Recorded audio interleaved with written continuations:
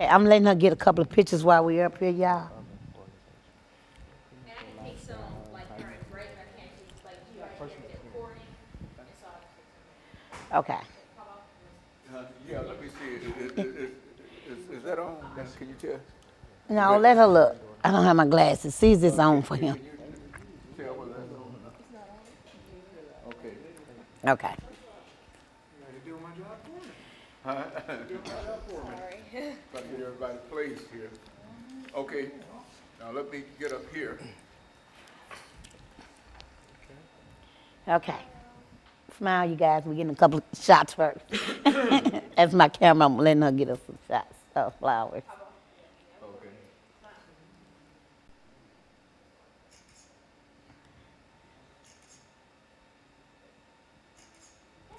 Told you she's a natural. Okay. So there's nothing, no topic. He done told you about what, yeah. It's just broken generation. Now the title About why we broken. is The Broken Generation. That's what I'm going to introduce this as. Okay. And we're talking to Mr. Greenlee, Mr. Young, and Mr. Flowers. Yes. Is that it? Yes. Okay, very good. And so what we want to do is to start off, and this is a 30-minute show. Okay. First part is 6 minutes. That's the first segment. And the second, and we'll have that first segment, 6 minutes, background, education, experience, which is to say that we'll get that kind of general information from the three of you. You know, you'll take about 2 minutes to give who you are, 2 minutes as to who you are, Okay.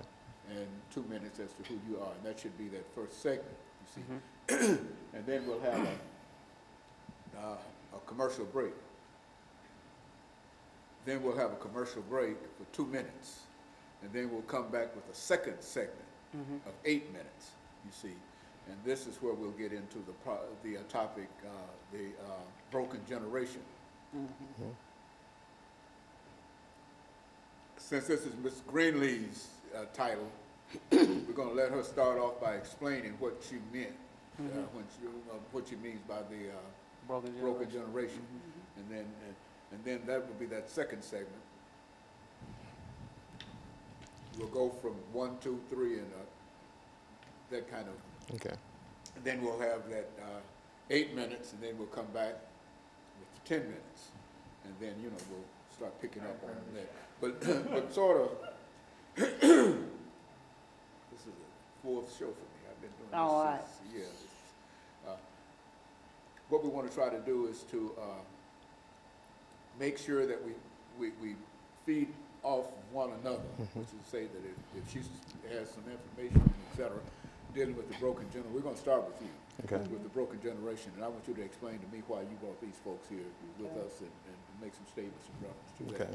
That'll give 30 minutes. that'll give you an opportunity, me an opportunity to start with you, and you can talk, and then you'll be talking about them, and then after you get through explaining them, then I'll go to one of them, and that'll, but from that we'll alternate between them, so you shouldn't have any problems. Is that clear? Yes. Okay. Whenever you're ready. All right. Can we have you say your name and count to 10? Just look towards Dr. Haney while you do it. Okay. Willie Young. You got to speak up, Mr. Young. Willie Young. Yeah, good. 1, 2, 3, 4, 5. Oh, you want me to count out loud? Yeah. I was counting myself. Okay. Yeah, no, right. just talk so that. Yeah. So we get a level. Okay. Yeah. So we can all Yes. see. Willie Young. Speak 1, up. 2, Yeah. 3, 4, 5, 6, 7, Okay. 8, 9, 10. Okay, Mr. Vic Flowers, 1, 2, 3, 4, 5, 6, 7, 8, 9, 10. Very good. Clemmy Greenlee, 1, 2, 3, 4, 5. Okay, is that right? Are we ready? Okay. Okay, so when we start, we're looking at you. Yeah, I'm just looking at me. And the title, and I want you to explain the title. When we start off, I'll introduce the title, and you want to call this "Broken Generation." That might be a title that's not familiar to many people about what we mean when we talk about broken generation, and so we want you to explain what we mean by broken generation and the individuals that you have with you this morning. Okay. All right.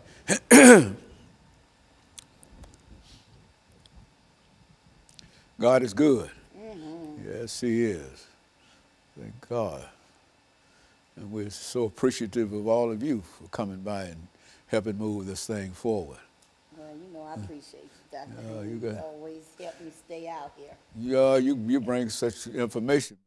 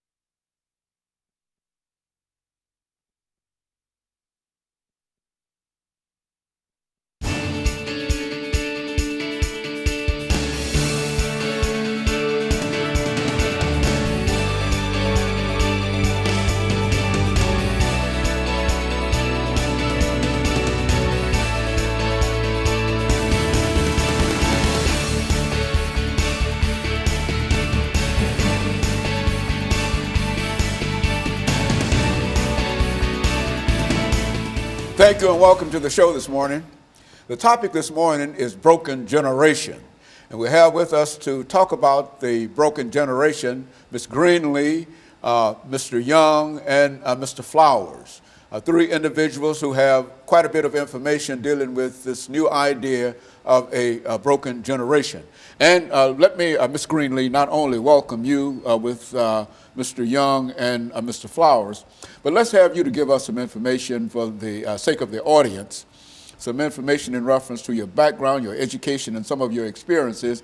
And in the meantime, introduce these two individuals to me and to tell me why they are with you today. Oh, yes. Good morning, Dr. Haney. Again, thank you for having me on your show. Again, my name is Clemmy Greenlee. I'm the founder of Nashville Peacemakers Stop the Violence Campaign, and I'm also a community advocate. I want to talk about broken generation because it's in my mind is that we don't talk enough about our young men, our young black men that's being not only lost out here, but why they are broken. And I brought Mr. Young here with me and Mr. Flowers because they are young black men, and they do a lot in the community to impact society themselves. And I would like for them to just gear in on why they think that this generation is broken and not lost. Very good. Now, let's have you, Mr. Young, give us a little information in reference to your background, and which will be followed by Mr. Flowers. My name is Willie Young. Everybody knows me as Chill Will, party promoter, concert promoter. And I've been working with kids since I've been in Nashville. I'm originally from Memphis. I went to Tennessee State, played baseball, and pledged Alpha Phi Fraternity Incorporated. And, you know, all my life here in Nashville, I've always had a passion to help and work with people. And that's, you know, that's what I've been doing, you know, since I've been in Nashville. And that's something I definitely love dearly. Very good. Mr. Flowers? Yes, my name is Vic Flowers. I'm from Nashville, Tennessee. And basically, what I do in the community, I do different outreaches. I do outreach through music as well, and try to connect with other organizations to do outreach as well. From one of the organizations like Youth for Christ and the Eye of a Future program and things like that.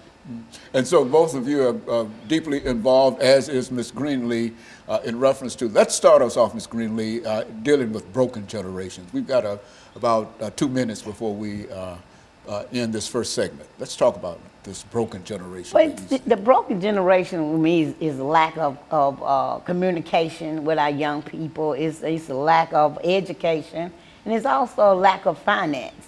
But more than anything, it's a lack of binding our communities together. We so quick to just pour in the negative of why our young generation is lost or broken, but we don't have too many structures to be coming in to help us, you know, put things together to get everything back on track. So this is why I want to just come and just talk about mostly the lost generation and the broken generation.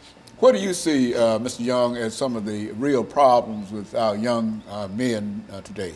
Well, Clemmy, she expounded on two, income and education, but to me, you also need that family structure.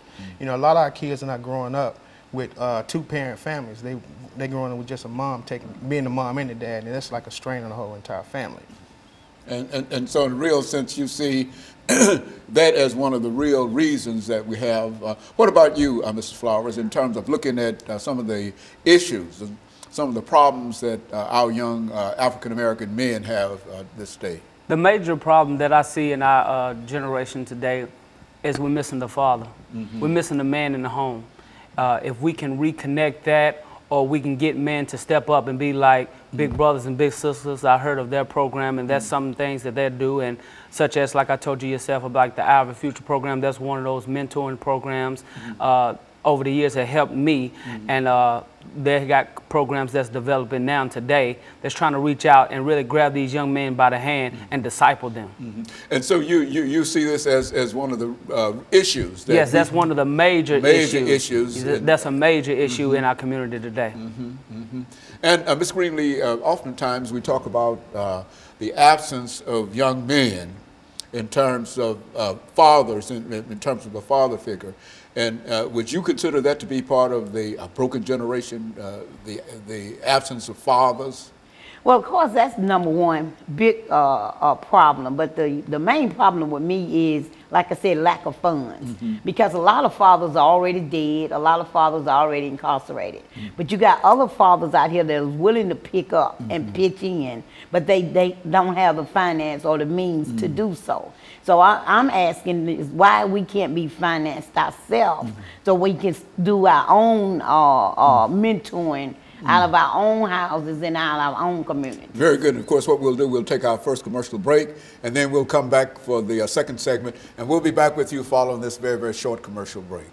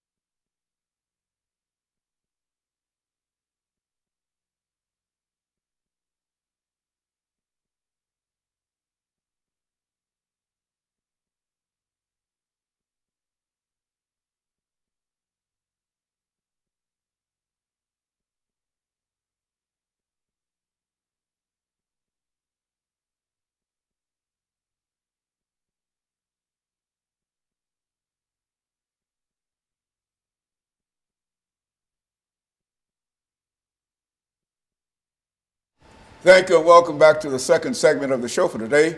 We're talking to Ms. Greenlee, Mr. Young, and Mr. Flowers, and we're dealing with the issue of the broken generation. Now, Ms.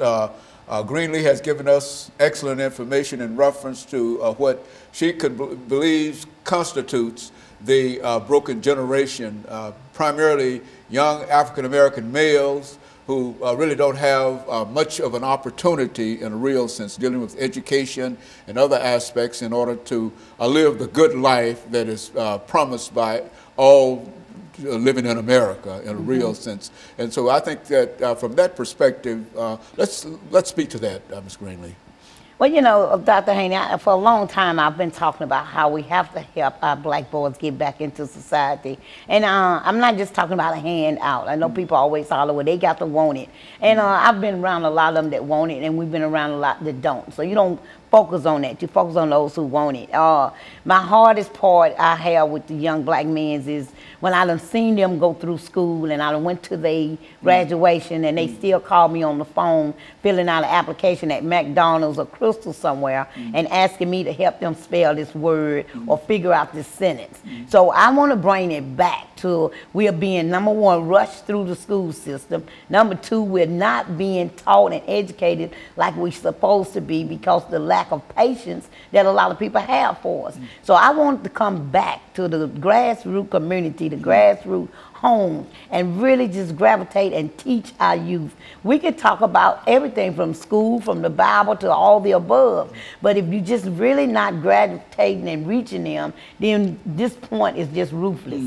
So I think, you know, we start accumulating our own monies and we start accumulating what we believe belong to us, and then we reach out there and get our us's, then we'll see a totally different thing. I've been here for almost 15 years, and I have not one time been granted a federal grant. Now, do I want it? No, I do not, because it's going to tell me what I need and need not to do.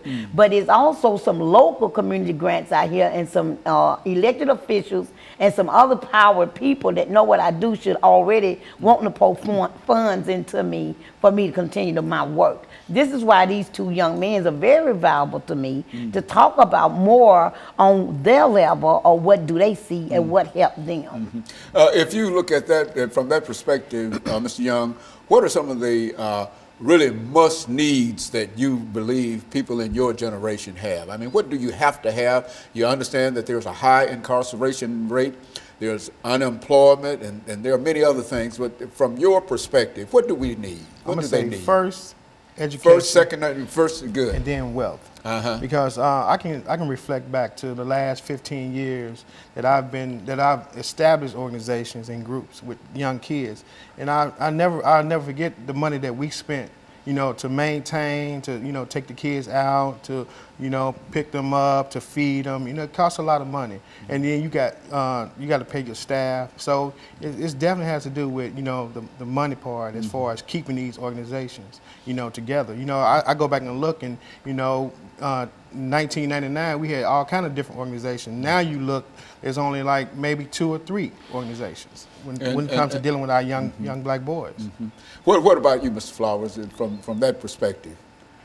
Our thing is I go right back to discipline. I said it got to start with ourselves. Of course, we're gonna need funding, because funding gonna help you do some things and get out there. I will use some of the examples like the Our Future program I was speaking of that helped bring me up throughout the years. They took us out of town on vacations. They taught us about black history. They taught us about being men and women to prevent teenage pregnancies and things like that. But it took finances. Right now, the organization is not operating. That's because of one of the things is finances. So if we can get someone to start finding out about these programs and financing these programs, and then we can keep these programs to come for the next generation to come. In a real sense, you think that the local governments and the federal government and individuals ought to be willing to provide the resources. That is, the clients are there. The people who are willing to lead the clients are there, but there's simply not enough financial resources to help you do what you think that you ought to do. Is that what we're saying here, Ms. Greenlee? That's exactly what we're saying. I say it all the time, Dr. Haney, look around us. You know, they're building a whole city here, and I don't blame the people about whoever they is that's building the whole city, but we're not included. You know, me and my brother, we talk all the time, and I listen to the things he be saying, and he be so angry. He said, look at the whole city that's being built around us. We don't have any of the construction jobs. We don't have any tie-ins into what's coming up around us. And then he also made me realize, if I go up and down Buchanan, he'll say it all the time, the only thing we have here is a liquor store, a funeral home, and Buds. But all around us is all kind of other avenues, but it don't belong to us. So they want to know like why we not doing it and why we not building anything. Well, number one, we can't get in. Number two, if we had the finances, and I'm gonna keep saying it. I mean, you can bring me the Bible.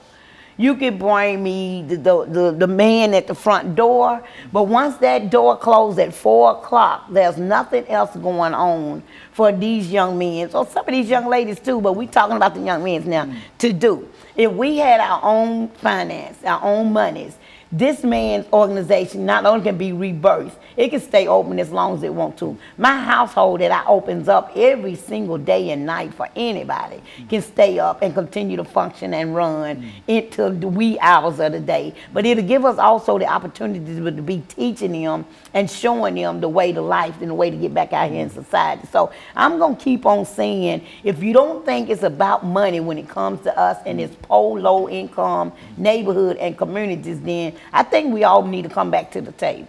And in a real sense, what we're saying, Mr. Young, is that the absence of any kind of financial resources to help support the things that the two of you are doing also helps create a large number of other social problems. When we talk about incarceration, we talk about violence, gangs, drugs, and etc. All is tied into the fact that there are no structures within our community to help, excuse me, alleviate some of these problems. Is that what we're saying? I definitely agree with that. And another thing that's so valuable, you know, to add on to your point is that, you know, these organizations, you know, like the Eye of the Future, I remember that program, you know, and Calvin Peterson, he ran that program for years and years and years. And I just remember one day he was saying, well, you know, I got to let the program go. And I never understood why he said that, but, you know, now seeing, you know, what I see now is based on finances, based on the money. No kind of support. But our part, right. Not just from the local government, but also from your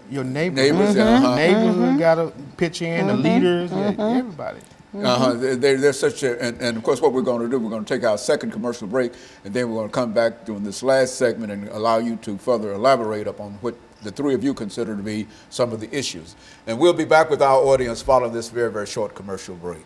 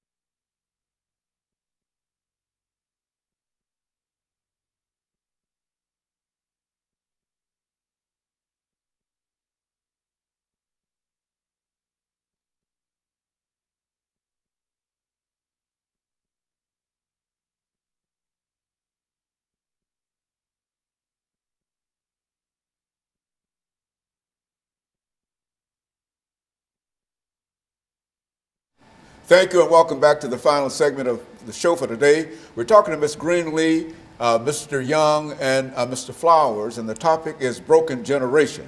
What we're trying to do with this program this morning, Ms. Greenlee, is to make people aware of the lack of any kind of resources that can help many of our young people stay out of trouble in a real sense. And I think the term you use is broken generation, and I think that a large number of our young people fall within that category, not because of their own inability to do anything, but simply because of the inability of the government, local communities, private organizations to help provide the resources that are necessary to keep them out of jail, to keep them out of killings and et cetera. Speak to it from that perspective, Ms. Greenlee. Well, Dr. Haney, if you really look at it, people do their research. Everything that we had, like Mr. Young was saying from the early 90s, it's either been cut out, it's been shut down, or it's been taken away. The budgets have been cut. It always been cut in our low-income communities. We had it where we was filtering out. So now you want to talk about the high rate of incarceration, the drug sales, the gangbangers.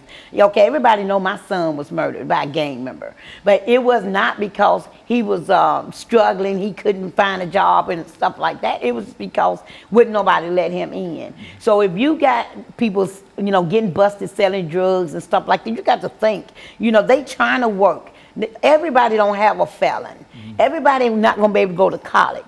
Everybody's not going to be able to qualify for Belmont, Vanderbilt, Oasis, Mount O'Brien. Some people, you put an application in some stuff, you either make $1 too much or $1 too less. So where we come in at between. So until we start realizing that we have to put our own monies in together, leaders have to put in monies in a pot for our own selves in order for us to continue to be out here and to work and make our lives, our youth, and our community more safer and watch it grow instead of sitting back watching things grow around us and we not being involved. I don't understand how we can sit back and just watch that. Speak to that, Mr. Young. Well, my thing on it is that our young youth, they don't have income. They don't. I remember when I grew up, it was a program called CETA. Every summer, I had a summer job making money, and that kept me out of trouble. Because you work, and then once you get your money, you go and take care, do whatever you're gonna do, buy your candy, buy your school clothes, whatever you got to do. But now it's like we're not blessed with that silver spoon in our mouth. Non-blacks, they got 80% chance of being successful. Non-black kids, 87%. So that means you can make 2 or 3 mistakes and still come back and you be successful. But our young boys, our kids, that's not the case. Mr. Flowers. Well, a lot of things, quite a few things I like to address. As I was coming up in the Preston Taylor projects, Preston Taylor homes, our community has changed tremendously. Of course, they'll knock the brick projects down and they don't rebuild some nicer homes and things like that. But they took our community center away from us. So now all the kids, a lot of kids now, they're turning to drugs. And so, that's one thing that I say is like, I see all these signs of these governments when it's time for elections, they want to show up, walk through your neighborhoods and things like that. But why can't we visit our neighborhoods throughout the years? Why can't we do that quarterly to see what we need in our community? That center was a big part of our community, because at the community center, we had haunted houses, we had skating parties, we had dances, we had programs, African drum programs. A lot of programs came through there with Mr. Perry when he was down there working there, and now we don't have that. So a lot of kids are turning to drugs. A lot of kids are turning to gang violence, and so we need things local in the community. Look at our stores. We have malt liquor stores all in our community. We don't have the fruits and vegetables that's close. Everybody don't have a vehicle, so we need to reach out to our community and come together and bring these resources together. Just as Mr. Young, I worked with him when I was younger, passing out flyers and things like that, selling candy bars. Why? He helped me put money in my pockets to buy school clothes because my mom had 5 kids and she wasn't able to do it by herself. So we need to fund these programs and find out about these programs and get the resources there so we can turn our communities around. And like Miss Greenlee said, when we get these funds, we're not alert about what's going on in our community. When they set them signs out there and they talking about these meetings, well, I grew up, we don't know nothing about that. They're not pulling us together, knocking on our doors to say, hey, we need you to come to this meeting because we're trying to do these zone hearings. 34 years old, and I'm just finding out about these things. Why? Because I'm blind to that. And so it's basically like we've been blindsided by a lot of things. And so we need to come together and work as a unit. And so I see exactly where she's coming from, and I'm there to support and try to bring things together to better our community. Okay.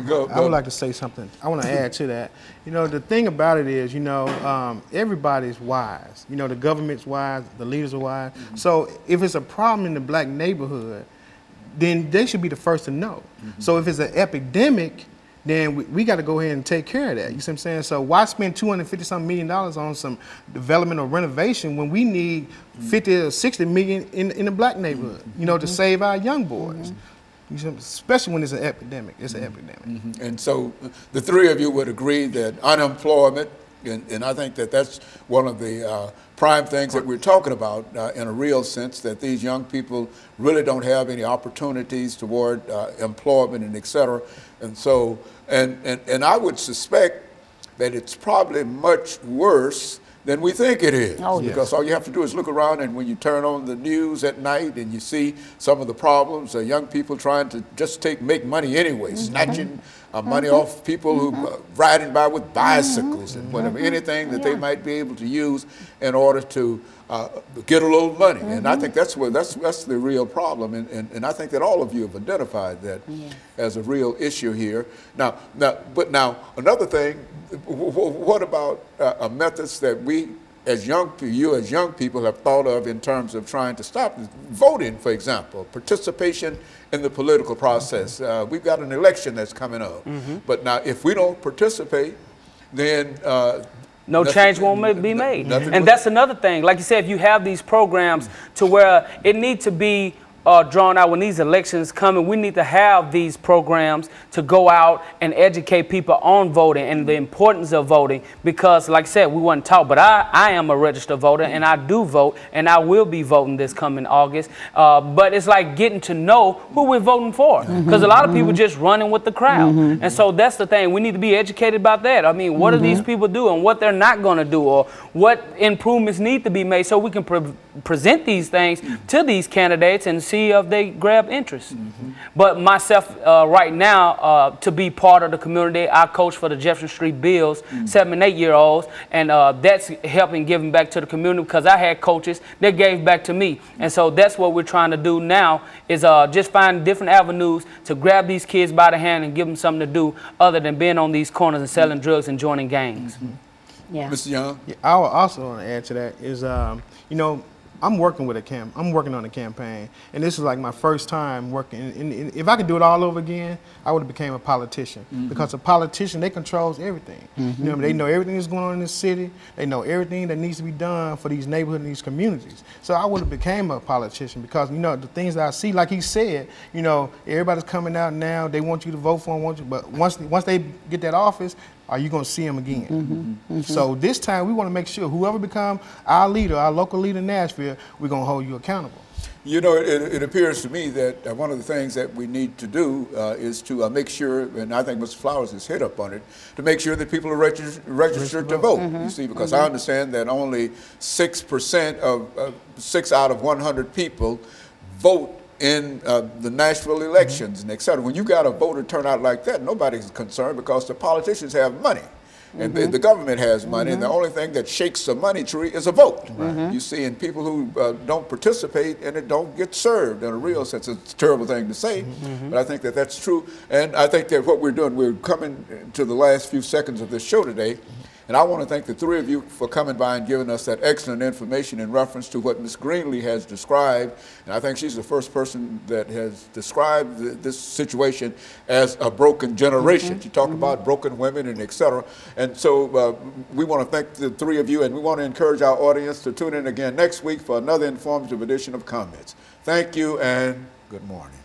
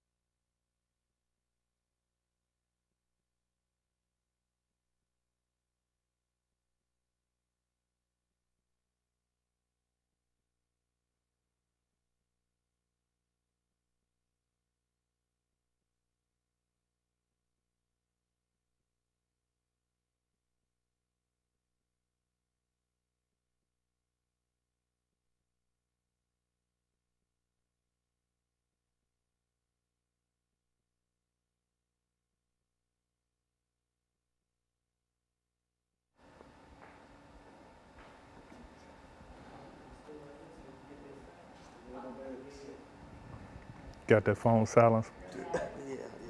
Tell your daughters that we had an opportunity to see them this past Saturday. Right? This is my granddaughter. Oh, I'm very familiar with Alana. My daughters are big fans of her because we watched the show when she's been guest, and they're really impressed with just her just wealth of knowledge. So I took a picture with her to show them. They're really excited. Okay. But she does a great job. I'm doing pretty good today. Yes, thank you. So this is a 30-minute show. And y'all try not to move those chairs. Okay. Those Okay. chairs. I think yours might have wheels on it. Okay. Right? Is that the reason I'm rolling over there? Yeah. Okay. What they're going to have to do is push you back up to get you spot. Okay. You just get back up in there. Okay. All right. And let's wait for a little ride. Yeah. Yeah, he'll get.